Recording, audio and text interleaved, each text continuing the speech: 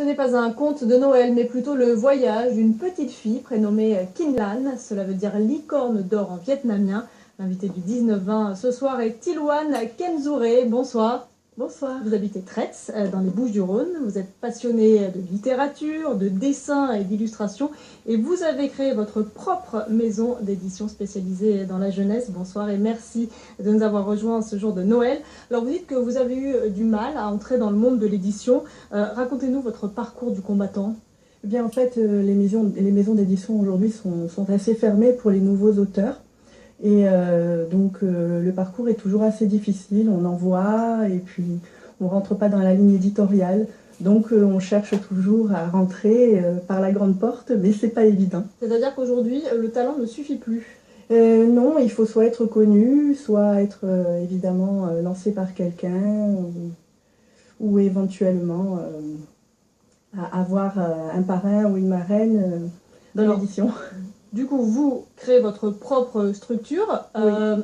Racontez-nous, est-ce que vous avez eu peur de vous lancer? Racontez-nous aussi ce parcours. En fait, j'ai lancé ma propre maison d'édition parce qu'en même temps, étant donné que je fais des ateliers d'écriture, je voulais aider les nouveaux auteurs à se faire connaître et aider tous ceux qui ont la plume généreuse à se faire connaître. Alors, vous êtes sans doute au courant de cette étude selon laquelle plus de la moitié des Français auraient écrit un manuscrit qui resterait au fond d'un tiroir.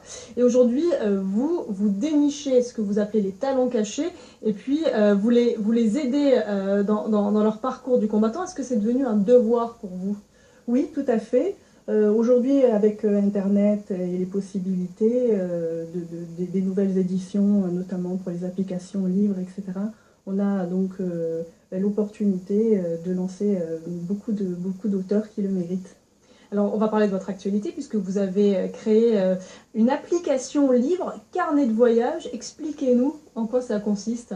Alors, quand j'étais petite, mon père me lisait beaucoup d'histoires.